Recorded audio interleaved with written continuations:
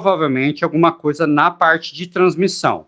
Vai saber aí se não esqueceu de colocar óleo, pode ter acontecido muitas coisas, tá? Então, nesse caso, eu quero que vocês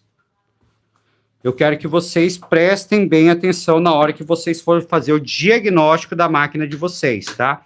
Principalmente você que está aí na parte aí dos primeiros, por exemplo, você está assistindo esse vídeo agora, tá? Helmut,